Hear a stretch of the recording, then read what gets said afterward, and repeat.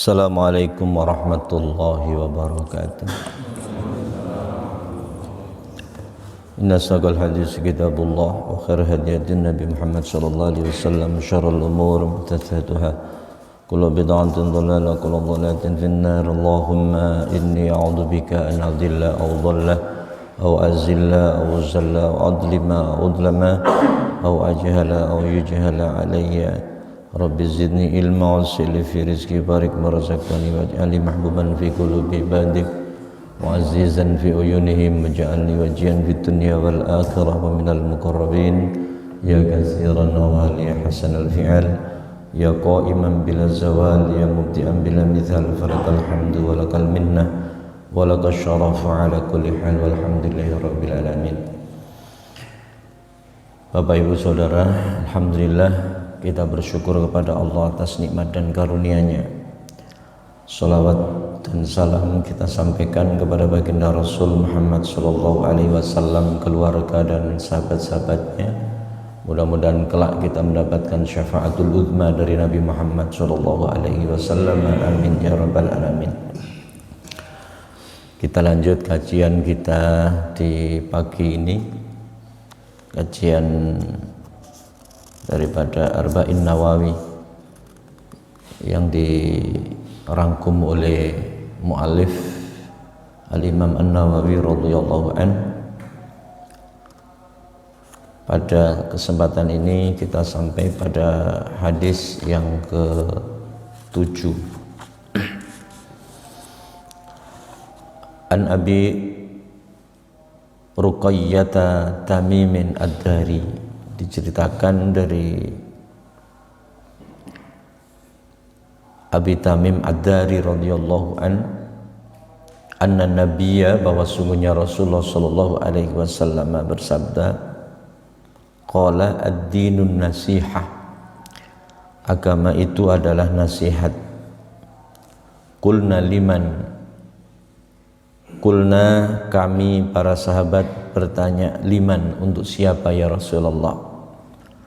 Qala, bersabda Rasulullah sallallahu alaihi wasallam, lillahi, kepada Allah, wali kitabihi, dan kepada kitab Allah, wali rasulihi, dan utusan Allah, wali a'immatil muslimina, dan kepada pemimpin kaum muslimin, wa ammatihim, dan rakyatnya. Hadis ini terkesan sangat singkat.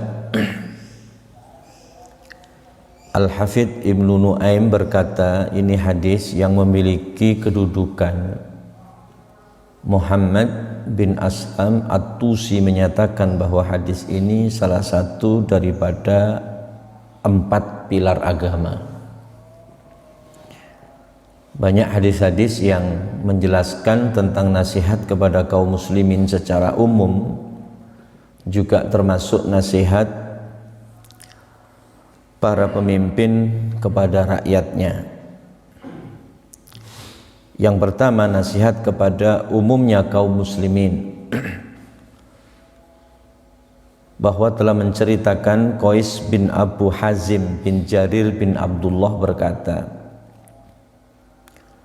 aku telah berbaiat kepada Rasulullah sallallahu alaihi wasallam untuk menegakkan salat, menunaikan zakat, dan nasihat kepada setiap kaum muslimin. Artinya bahwa memberi nasihat itu bahagian daripada ketentuan agama yang harus ditegakkan oleh kita, sebagaimana juga menegakkan salat dan menegakkan zakat. Karenanya ketika Rasulullah sallallahu alaihi wasallam beliau bersabda tentang satu pernyataan untuk urusan ingat mengingatkan dan atau dakwah, mengajak orang kepada kebaikan. Rasulullah bersabda, ballighu anni walau ayah, sampaikan dariku betapapun hanya 1 ayat. Itu artinya bahwa kemusliman seseorang itu tidak atau belum dikatakan sempurna jika satu bagian daripada dakwah, mengajak, memberi nasihat kepada orang itu dia tidak lakukan. Karena melakukannya seperti juga melakukan menegakkan sholat dan zakat. Ini kata beliau. Dari Abu Hurairah radhiyallahu an, Rasulullah sallallahu alaihi wasallam dalam riwayat yang lain bersabda, hak seorang muslim terhadap muslim yang lain itu ada 6 perkara. Di antaranya adalah ia minta nasihat, maka berilah. Kalau dia minta nasihat, berilah nasihat. Artinya dalam Al-Qur'anul Karim dikatakan watawasau bis sabri watawasau bil haqqi watawasau bis sabri. Ada ayat yang lain watawasau bis sabri watawasau bil marhamah.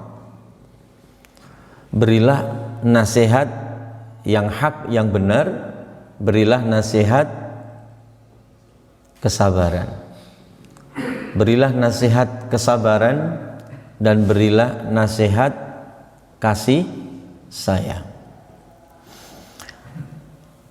Ini hal yang tidak boleh dianggap remeh oleh kita semua. Karenanya dalam kajian dakwah, kewajiban berdakwah itu tidak hanya sekedar untuk mereka pengemban dakwah para ulama. Kuntum khaira ummah ukhrijat linnas ta'muruna bil ma'ruf wa tanhauna 'anil munkar. Kalian adalah manusia yang diciptakan oleh Allah Subhanahu wa taala sebagai ummah yang terbaik di muka bumi ini. Siapa? Khitab ini sebetulnya adalah pada sahabat-sahabat Nabi Muhammad sallallahu alaihi wasallam, karena tidak ada generasi yang lebih baik daripada generasi yang dididik langsung oleh Nabi Muhammad sallallahu alaihi wasallam. Sebelumnya tidak ada, apalagi setelahnya. Sampai ke tingkat sahabat dulu mengatakan bahwa di zaman kita sekarang ini meninggalkan 10% agama maka tidak selamat. Tetapi nanti akan datang pada akhir zaman orang melakukan 10% dari agama itu sudah menjadi orang yang terbaik di generasinya.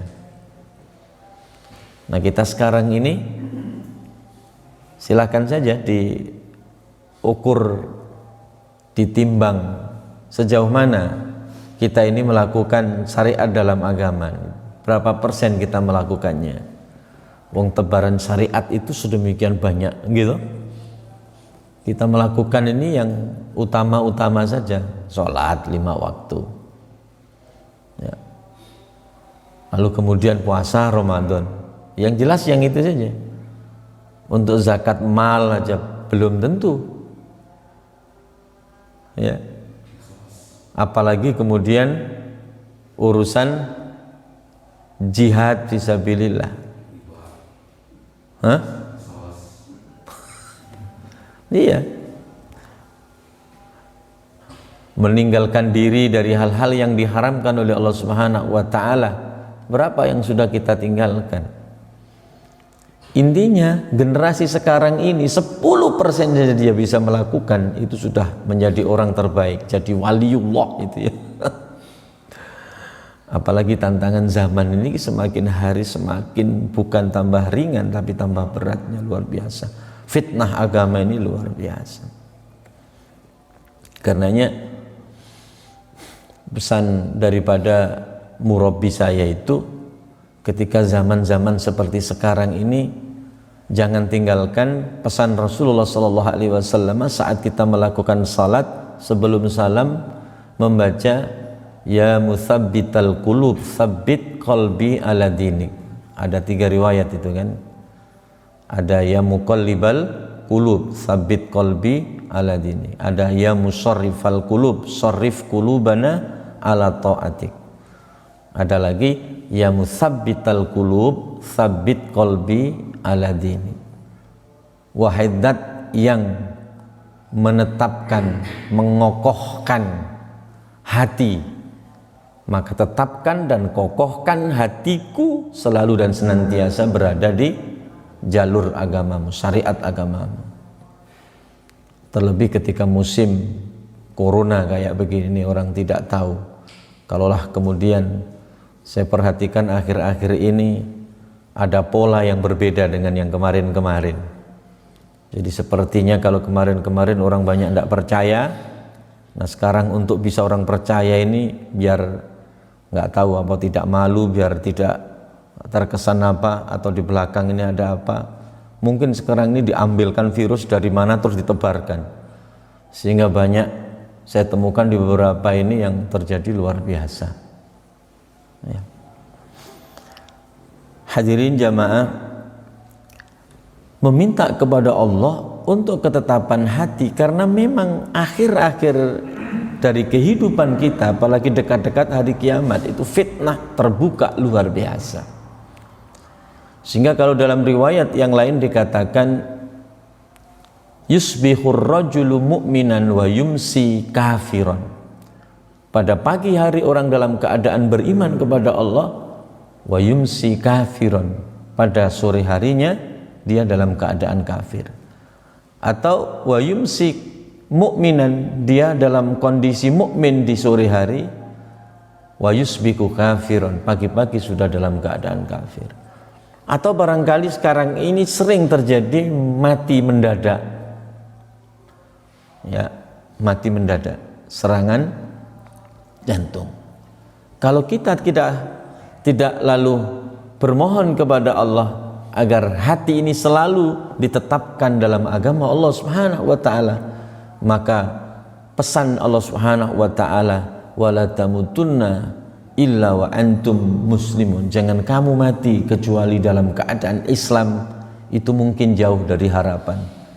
Bagaimana tidak kalau kemudian sekonyong-konyong, secara tiba-tiba Allah Subhanahu wa taala mematikan kita. Saat itu kita tidak melakukan agama, tidak mempraktekkan agama, tidak mengamalkan syariat agama, maka bisa jadi kematian kita menjadi mati yang su'ul khatimah. Na'udzubillahi min dzalik. Karenanya memberi nasihat untuk selalu senantiasa waspada, untuk memberikan kebaikan kepada orang lain, melakukan kebaikan dalam segala hal dan keadaan, itu menjadi bahagian terpenting dalam kehidupan kita. Seperti juga pentingnya kita menegakkan ibadah yang wajib, fardu seperti sholat dan atau bayar zakat dan atau yang lainnya. Ini yang pertama. Yang kedua, nasihat kepada pemimpin. Terkait nasihat terhadap pemimpin, Rasulullah Shallallahu Alaihi Wasallam dalam riwayat yang berbeda, beliau mengatakan, Innallaha yardha lakum thalathan wa yakrahu lakum thalathan. Sesungguhnya Allah Subhanahu wa taala meridhoi kalian atas 3 hal dan membenci dari kalian 3 hal. Yardha lakum an ta'buduhu wa la tusyriku bihi syai'ah. Allah Subhanahu wa taala ridha kepada kalian agar kalian menyembah Allah Subhanahu wa taala dalam kehidupan ini, dan wala tusyriku bihi syai'ah, janganlah menyekutukan Allah Subhanahu wa taala. Orang menyekutukan Allah Subhanahu wa taala itu tidak saat ketika menyembah berhala saja. Termasuk juga keyakinan kita ini harus ditata sedemikian rupa bahwa tidak ada yang berhak dimintai kecuali hanya kepada Allah. Tidak ada yang layak untuk disembah kecuali hanya Allah. Tidak ada yang kita cenderungi dalam kehidupan ini kecuali hanya cenderung kepada Allah Subhanahu wa taala. Tetapi yang terkadang terlepas dari kita dan tidak mendapatkan perhatian lebih daripada kita adalah kecondongan hati terhadap dunia, terhadap kekayaan, terhadap materi, terhadap kesenangan dunia, terhadap pekerjaan. Terkadang kita ini menyerukan untuk selalu dan senantiasa mentauhidkan Allah, tapi hati ini kita biarkan ya condong kepada dunia, bahkan kemudian mengagung-agungkan dunia, sehingga dia tidak terasa ketika dia memperoleh dunia itu melalui apa, wasilahnya apa, melalui kerja dan atau bisnis dan atau yang lain. Dalam sisi perkataan dia mengatakan mentauhidkan Allah, tapi dari sisi yang lain saat dia menjalankan bisnisnya, saat dia di tengah-tengah bekerja, dia sama sekali tidak lalu menghadirkan Allah dalam kehidupannya. Ketika bertemu dengan bosnya, dilupakan Allah, hati diberikan kepada bosnya. Ketika melihat orang kaya, hati ini kemudian condong kepada orang kaya, tidak condong kepada Allah. Di mana condongnya kepada Allah dia lupa.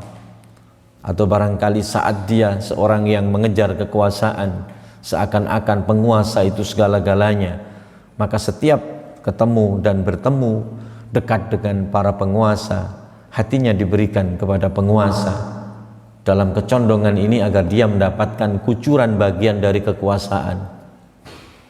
Maka hal-hal yang semacam ini menurut Al-Imam Al-Ghazali tidak banyak disadari oleh orang, bahwa dia telah menuhankan kekuasaan, bahwa dia telah menuhankan pekerjaan dan yang lainnya. Makanya ada istilahnya syirik khafi, syirik yang tersembunyi, atau kemudian yang namanya syirik kecil, syirik asghar, asyirkul asghar. Bagaimana dalam kehidupan seorang mukmin dia melakukan aktivitas banyak yang condong kepada materi, condong kepada selain daripada Allah Subhanahu wa taala, sedang dia tidak menyadarinya. Karenanya yang namanya riya itu kan melakukan amal kebaikan yang mestinya itu hanya untuk Allah, mencari ridha Allah, mengharapkan daripada balasan dari Allah, tapi dia mengharapkan balasan dari manusia atau dunia, mencari perhatian manusia, kan dari manusia kan. Karenanya saat kita tidak membersihkan diri kita, hati kita daripada kesyirikan, baik yang jali besar maupun yang khafi kecil, bisa jadi sangat mungkin kita ini sudah berada dalam kubangan kesyirikan yang sangat amat dalam, tetapi kita merasa bahwa diri kita masih mentauhidkan Allah Subhanahu wa ta'ala. Hati-hati ya. Wa ta'tasimu bihablillahi jami'a wa la tafarraqu. Kata Allah Subhanahu wa ta'ala, kata Rasulullah sallallahu alaihi wasallam, dan agar supaya kalian kita semuanya ini berpegang pada tali Allah Subhanahu wa ta'ala. Berpegang dengan tali Allah, wala tafarraqu, janganlah kalian berpecah belah. Pada kenyataannya semua orang menyerukan ya kan agar menegakkan persatuan dan kesatuan.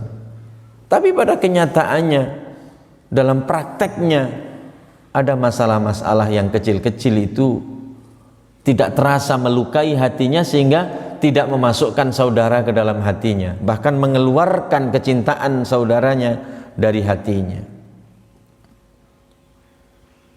Dalam masalah-masalah yang sifatnya bukan pokok, tidak usul dalam agama, perbedaan-perbedaan kecil, begitu mudah orang mengeluarkan dari hatinya, ya kan? Padahal suara yang selalu dikumandangkan adalah suara persatuan, suara persatuan. Wa'tasimu bihablillahi jami'a, begitu. Tapi pada prakteknya tidak. Karenanya ini membutuhkan satu wawasan yang sangat luas. Yang kedua adalah kebesaran hati. Yang ketiga adalah sikap kebijaksanaan. 4 adalah menghadirkan rahmah terhadap kaum muslimin.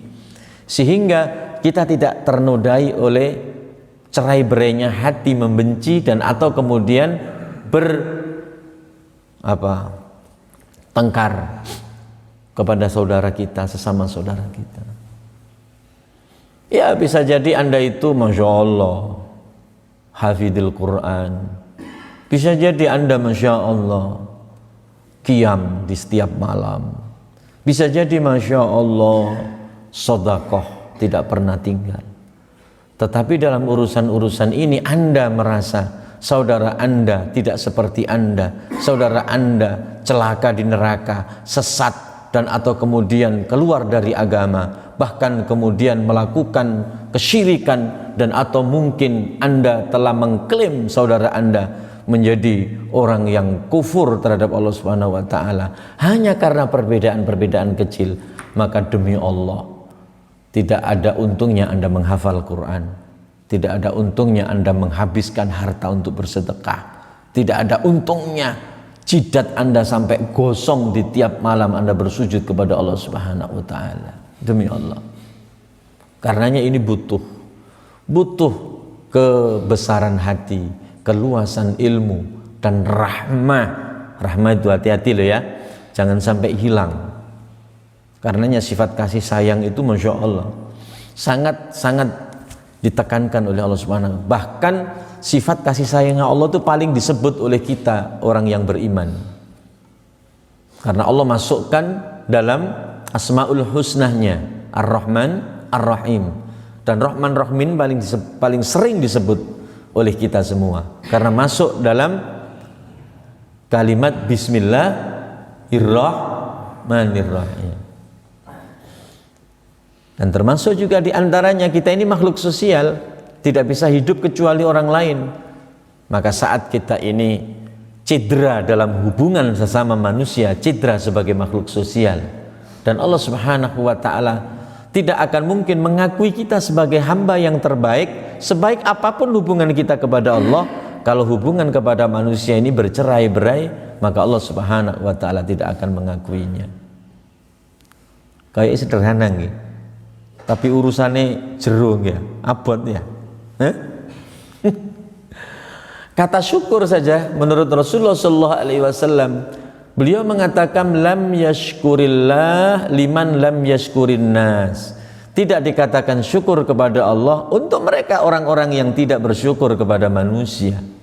Artinya mensyukuri keberadaan manusia itu bagian daripada silaturahimiyah, sambungan daripada kekerabatan itu disambung dengan melakukan kebaikan-kebaikan, sambungan. Watawasau bil haq termasuk watawasau bis sabr, watawasau bil marhamah. Insyaallah.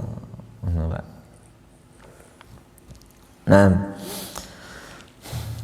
yang ketiga, wa antanasahu man wallahu Allah amrakum. Yang ketiga kata Rasulullah sallallahu alaihi wasallam, dan memberi nasihat kepada orang yang telah Allah jadikan pemegang urusan kalian.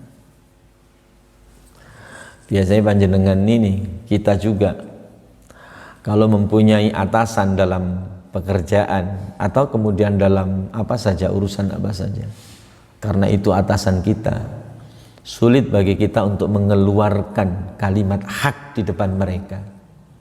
Yang ada itu adalah ABS, asal Bapak senang. Sampean kok modelnya koyo wapal temenan, koyo wis biasa modelnya. Lo sampean itu lo tahu kalau itu tuh lo ndak bener, kalau itu tuh lo bertentangan dengan syariat. Tapi sampean emoh di depannya bos sampean itu, sampean termasuk orang yang ngeyel, orang yang apalah, sehingga diikuti saja, kemauannya dituruti saja, padahal bisa jadi itu tidak benar. Sudahlah, atur sajalah, kan bisa itu, kamu mestinya angka-angka itu kamu tata sendiri. Sudahlah, yang penting bagaimana kita ini tidak rugi. Ya apa sih ngono? Ngono ku sampean ya enjoy saja itu. Iya Pak, sip itu Pak. Loh. Ini apa? Mestinya kan tidak. Pak, mohon maaf Pak, saya ini bawaan panjenengan, tapi mohon maaf ya. Sekali lagi saya mohon maaf. bahwa apa yang Bapak perintahkan ini tidak sesuai dengan syariat, bahwa ini tidak benar. Kita kan cari berkah Pak, yang baik-baik sajalah insya Allah. Kalau kita ini berjalan di jalur yang benar, di jalur yang benar, insya Allah diberkahilah. Kalaulah tidak dapat dari yang satu ini, toh Allah Subhanahu wa Ta'ala huwar Razzaq, Maha pemberi rezeki. Yakin insya Allah dari yang lain kucurannya lebih banyak, asal kemudian kita pancing melalui sumber yang jernih dari ini. Begitu. Tapi ndelok potongan riko aku yo gak yakin tenan. Iya, karena kata Rasulullah Shallallahu Alaihi Wasallam, ada satu amal yang luar biasa besarnya nilai di sisi Allah Subhanahu Wa Taala. Apa itu? Adalah kalimatul haq, kalimat yang benar, kalimat yang hak diberikan untuk mereka para sultanul jair, para pemimpin-pemimpin yang tidak baik dalam kehidupan ini, pemimpin-pemimpin zalim. Itu. Jarang orang bisa menyuarakan ini, apalagi saat-saat sekarang ini. Orang kalau protes-protes dicap radikal, selesai hidupnya, selesai. Cari aman aja lah, nggak usah ikut-ikut yang begitu, selesai. Tapi besok di hadapan Allah Subhanahu Wa Taala nggak tahu. Dibiarkan saja ada kedoliman berjalan tanpa menyuarakan perkara yang hak, ya sudah selesai. Terlepas daripada pemimpinnya itu siapa, gitu kan? Ini kalau dulu, insya Allah, kalau dulu mereka para salafun salihun itu mereka berkata di depan para raja-raja yang zalim, sekalipun taruhannya itu adalah kepalanya. Saya lupa namanya. Ada seorang yang soleh pada saat Masya Allah hidup di kerajaan yang sangat-sangat zalim, tetapi kemudian orang soleh ini dengan memberanikan dirinya, dia tahu resikonya apa, bahwa tidak kurang pemimpin ini membunuh sekian ratus ribu, dibunuh, terjadi pembunuhan massal itu biasa. Dia ingatkan, dia harus bertakwa kepada Allah, dia takut kepada Allah, bertaubat kepada Allah Subhanahu Wa Taala. Saking marahnya penguasa ini, akhirnya orang soleh ini lalu disuruh untuk masuk di kandang macan untuk makan paginya macan. Ya. Ketika kemudian dia dilepas di situ, subhanallah, macan ini sudah meraung-raung. Ketika dia ingin menerkamnya ini, malah kemudian dia sujud dan lalu meletakkan kepalanya ini di depannya, dan dia mencium kepalanya seorang yang soleh ini. Setelah itu lalu dia kembali mendekat. Karena orang itu kalau sudah pasrahnya kepada Allah Subhanahu Wa Taala betulan, apapun ditundukkan oleh Allah Subhanahu Wa Taala kepadanya. Wa may yatawakkal 'ala Allah fa huwa hasbuh. Barang siapa yang bertawakal, berserah diri kepada Allah, Allah yang mencukupinya. Wah, itu sudah masyarakat, itu sudah, apalagi santri-santrinya sudah menjerit luar biasa, histeris, membayangkan kalau kemudian ulamanya, gurunya, kiainya dikoyak oleh singa. Tapi apa yang terjadi? Dia tidak diapa-apakan, bahkan singa ini nundukkan dirinya kepadanya. Dan akhirnya yang terjadi adalah dia tidak diapa-apakan. Lalu diambil lagi menghadap ke raja. Ditanya oleh raja, saat engkau berada di depan singa, macan, ketika dia menjilati wajahmu, apa yang terjadi pada dirimu? Dikatakan oleh dirinya, ya biasa saja, karena hidup saya ini sudah saya serahkan kepada Allah Subhanahu Wa Taala. Saya telah menyerahkan jiwa ragaku kepada Allah, dan aku meyakini tidak ada seorang pun yang mampu menyakiti siapapun ketika dia telah dilindungi oleh Allah Subhanahu Wa Taala. Termasuk juga Anda. Anda tidak bisa mengambil nyawa siapapun dan menyakiti siapapun kecuali memang Allah Subhanahu wa taala takdirkan. Kalau tidak salah dari situlah kemudian sekian banyak orang bertobat kepada Allah dan termasuk juga rajanya ini. Karena melihat kegigihan seorang yang betul-betul pasrah kepada Allah. Karena kalau ada gambaran-gambaran ini corona ini, ya kan? Ibaratnya orang kalau ada macan tuh ya, kalau dia tidak lari ya diterkam ya, nanti dulu siapa dulu yang dia ketemu itu. Kalau Anda termasuk orang yang silabilahnya kepada Allah Subhanahu wa taala, Masya Allah, ceritanya itu bukan orang yang diterkam, macannya yang duduk. Bukan berarti kemudian kita menghilangkan yang namanya ikhtiar, ya enggak lah. Tapi jangan sampai ikhtiar dohir itu mengalahkan ikhtiar batin. Anda kalau mendahulukan ikhtiar dohir, menghilangkan ikhtiar batin, Anda termasuk orang yang tidak beriman kepada Allah Subhanahu wa taala. Bisa jadi kemudian Anda ini menjadi galau dalam kehidupan ini, tidak lepas daripada selalu dihantui. Karena merasa Anda ini tidak aman terus, padahal yang mengamankan kita kan Allah Subhanahu wa taala. Ya, silakan dilakukan yang dohir, tapi yang batin jangan sampai kalah. Begitu loh ya. Itu. Ya, insya Allah ini bahagian daripada nasihat dan wasiat. Nah, wa antanasahu, untuk memberikan nasihat itu bahagian daripada perintah Rasulullah SAW yang Allah Subhanahu wa taala mencintai hamba ini jika melakukannya. Dalam riwayat yang berbeda Rasulullah bersabda, "Ma min abdin yastar'ihillahu ra'iyatan thumma lam yuhituha binushihi illa lam yadkhulil jannah." Barang siapa diberi tanggung jawab oleh Allah untuk memimpin rakyatnya, kemudian ia tidak menjaganya dengan nasihatnya, melainkan ia tidak akan masuk surganya Allah Subhanahu wa taala. Ya, nasihat. Nah, apa sih makna nasihat itu? Dalam pengertian makna nasihat, itu nasihat ialah kalimat yang diucapkan kepada seorang karena menginginkan kebaikan baginya. Karena jangan biarkan orang-orang terdekat kita ini melakukan sesuatu yang akhirnya sesuatu itu menjadi keburukan untuknya atau menjauhkan dia dari Allah Subhanahu wa taala.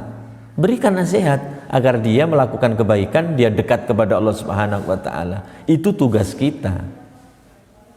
Oke? Nasihat.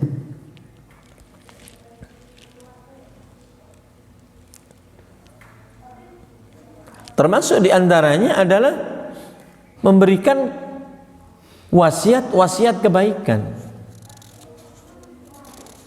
Orang tua kepada anak, guru kepada murid atau santri, atau atasan kepada bawahan, seorang pemimpin kepada rakyatnya.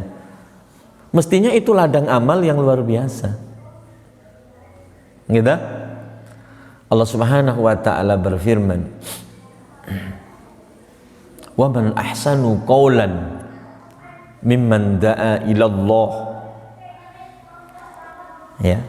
"Wa man ahsanu qawlan mimman da'a ilallahi wa amila salihah wa qala innani minal muslimin." Siapakah yang lebih baik perkataannya, ya, dibanding daripada mereka orang yang menyeru di jalan Allah Subhanahu wa taala? Ayo, siapa? Apalagi Pak, ketika kita ini mengajak orang kebaikan, lalu kemudian menunjukkan orang kepada kebaikan, seseorang itu melakukan kebaikan yang kita tunjukkan, kita mendapatkan nilai bagian kebaikan yang dilakukan oleh orang tersebut. Masya Allah. Makanya ulama, lalu dia mengamalkan ilmunya, dan kemudian ilmunya bermanfaat. Orang-orang yang mengambil ilmu darinya juga memanfaatkan ilmunya. Kebaikannya tidak berhenti sampai hari kiamat. Masya Allah. Kok bisa begitu? Ya iyalah, sampean punya santri satu saja, lalu kemudian santri sampean sama seperti sampean dalam ibadahnya, maka sampean mendapatkan bahagian daripada pahala santri sampean yang melakukan ilmu sampean. Apalagi kalau 2, apalagi kalau 3, apalagi kalau 4, kalau 10, kalau 20, kalau 100. Kesempatan-kesempatan Anda untuk bisa memberikan nasihat-nasihat kebaikan, pesan-pesan moral kepada orang-orang yang ada di lingkungan kalian, maka jangan sampai Anda tidak manfaatkan dengan baik. Sekalipun Anda seorang dosen umum umpamanya, jangan sampai pesan-pesan ini Anda biarkan. Justru ini kesempatan Anda. Para dokter, mungkin dia dari sisi pekerjaannya tidak ada urusannya dengan agama, tapi tidak, kesempatan itu selalu terbuka untuk siapapun. Gitu. Banyak kok saya temukan dokter-dokter itu yang Masya Allah justru lebih didengar oleh orang-orang umum daripada kiai yang ngrungokno ceramah. Soalnya hubungannya karo penyakit. Ayo terus no ojo sholat, bongkor iki. Iya dok, sholat, iya dok. Gampang. Nah, sing dokter tolong ya. Nah, ojo bongkong ngono. Ini Pak, penyakit itu bukan hanya sekedar makanan, tapi juga pikiran. Obat itu tidak hanya ini yang saya berikan ini, tapi ibadah. Kalau arti ini sampean ngombe obat ini sampean gak ibadah, ngono. Gak mandi, tapi ini sampean mandi, ibadah mandi nih. So cospleng. Jadi sebelum minum ini sholat dulu hajat. Berapa rakaat dok? 1000.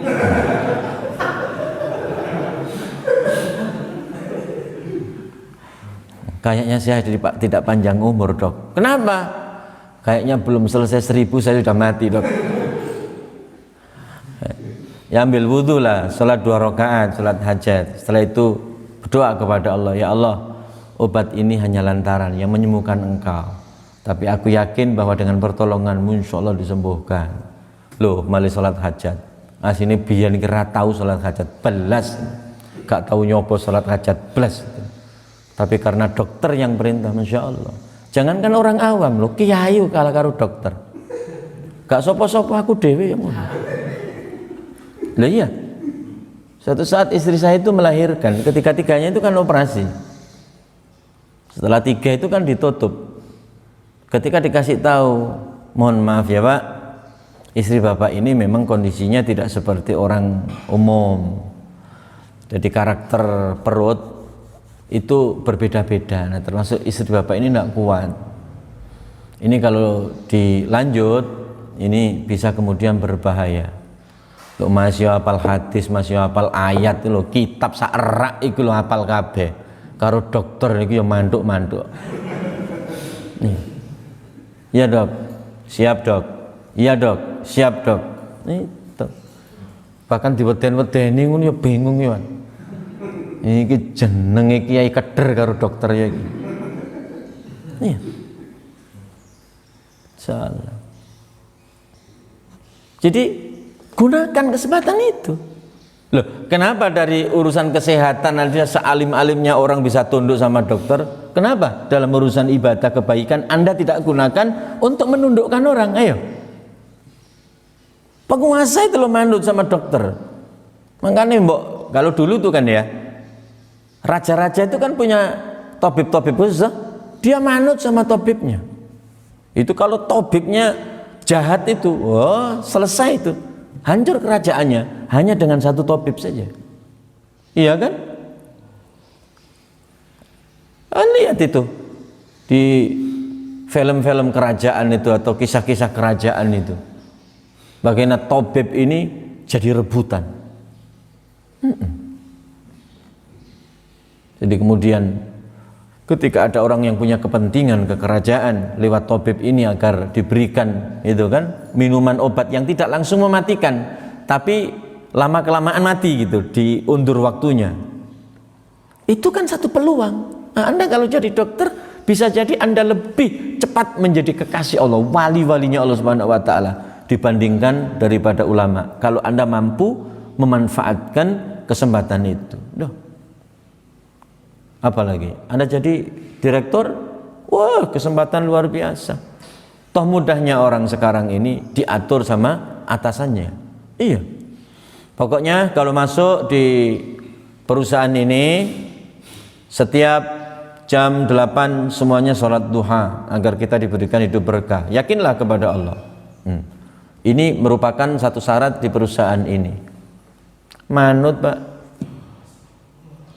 Ini kalau nggak ikut gimana? Ya sudah, saya mohon maaf dengan berat hati Anda keluar saja mencari perusahaan selain perusahaan saya. Ayo ngelakoni apa ora? Ya gunakan, Pak, kesempatan itu. Loh, kalau agama lain saja mampu menggunakan itu, kita enggak. Iya kan? Insyaallah. Jadi ini peluang untuk menjadi mulia di sisi Allah Subhanahu wa taala berangkat dari sebuah nasihat. Itu. Ibnu Ulayyah berkata tentang perkataan Abu Bakar Al-Muzani. Tidaklah Abu Bakar berhasil mengungguli sahabat Nabi Shallallahu Alaihi Wasallam yang lain dikarenakan ia lebih banyak berpuasa dan sholat. Akan tetapi ia mengungguli mereka, ya kan? Menurut beliau, ya, mengungguli mereka dengan sesuatu yang tertanam di dalam dadanya. Ibu Ulayyah mengomentari, yang ada dalam hati Abu Bakar adalah kecintaannya kepada Allah dan memberi nasihat kepada makhluknya Allah Subhanahu wa ta'ala. Nasihat-nasihat kebaikan. Dan nasihat itu tidak harus dengan ceramah. Kan di mana saja bisa. Itu. Justru malah nun saya dulu ya. Kalau ada dalam satu riwayat Rasulullah Shallallahu Alaihi Wasallam mengatakan, ya, sebaik-baik ilmu itu adalah bermula dari pertanyaan yang baik. Kalau nggak salah, kalau nggak riwayat hadis ya perkataan ahli hikmah, atau kamakola. Saya ingat bahwa pertanyaan yang baik itu seakan-akan itu kan sederhana, tapi enggak. Orang ngaji sekian bab, kadang-kadang ada satu bahasan yang tidak terbahas di dalamnya. Tapi ketika bertanya yang baik, itu bisa kemudian mengeksplor daripada tumpukan-tumpukan file-file ilmu itu yang tersimpan, yang tidak tersampaikan dalam bab itu. Bisa jadi itu. Karena baiknya pertanyaan. Nah, artinya apa?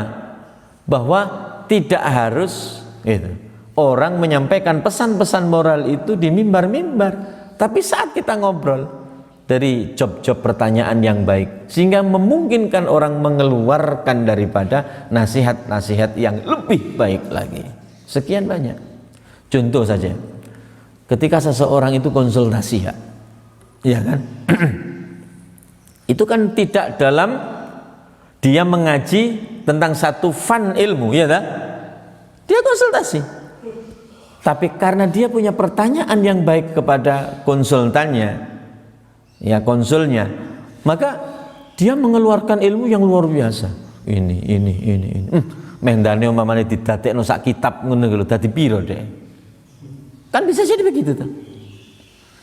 Ini Pak, karenanya monggo jangan sampai kita tinggalkan untuk memberikan nasihat. Mudah-mudahan kalimat ini menjadi pembuka pintu kebaikan kita yang lain. Setelah pulang dari sini, maka tebarkan nasihat yang banyak kepada siapapun, kapanpun, dimanapun.